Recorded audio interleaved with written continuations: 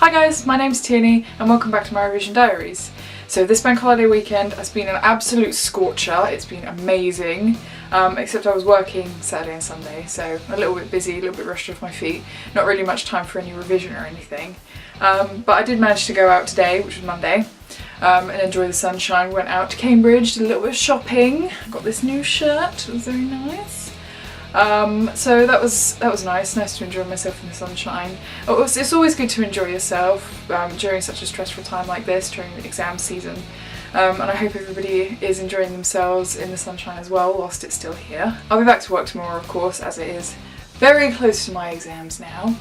Speaking of exams, my media mock went pretty well. Again, I struggled with timing a little bit though.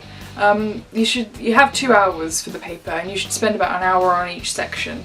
But the first section consists of 3 questions, so the timing is quite tight. And by the last question I felt like I was rushing a little bit, it felt like I was running out of time, so it wouldn't surprise me if that's where I dropped marks. I got my 2 English mocks back as well, and I'm pretty happy to say that I'm pleased with the results. I got 2 fairly high Bs. The second paper was a little bit lower because I misread one of the questions on the last section. But I've made the mistake now and I won't make it again in the real exam. I know these mocks are such a pain, but they are good for something, and if you didn't have a chance to practice them beforehand, then you might make these mistakes in the real thing, so they do help you get better grades overall. So while we're on the topic, here's a little lesson on reading questions carefully. As I'm sure some of you know, in English there's sometimes a quote before the actual question, and the question that I misread in my mock was something along the lines of in social and political protest writing, it is often social position that leads to conflict. In the 2 texts you have studied, what is the significance of social position? So you don't actually need to address conflict because the question is all about social position. If you do struggle with questions like that, just disregard the quote and focus on the question.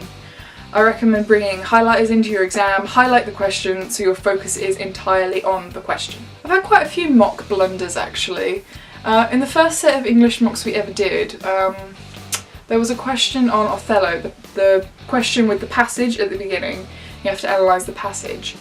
I kind of combined section 1 and section 2 together. So section 1 is focusing entirely on the passage that they give you. And analysing it. There's no set question, and then section 2 is just a set question that you have to remember stuff from the text and analyse stuff based on what you remember. But I kind of combined section 1 and section 2 together, so I picked a question from section 2 and analysed the passage in relation to the question. Don't do that because that's entirely wrong. And then you don't have a choice of question for section 2, you have to do the other one. After this week I should be finished with my photography course, which means an extra 5 hours of free periods. So I get to revise whatever I like. I'm going to knuckle down and make sure I'm really prepared for these exams because I really want to do well.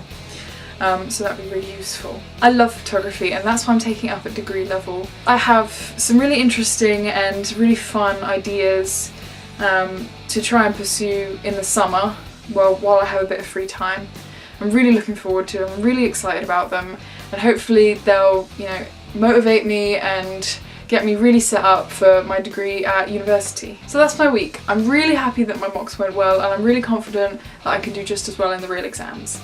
I'm really glad that my photography course will be over soon, so I'll have a little bit more free time to knuckle down and really get as much revision done as possible before my exams start. I hope everybody else's revision is going well, I hope everybody else has a great week, and I'll talk to you next time.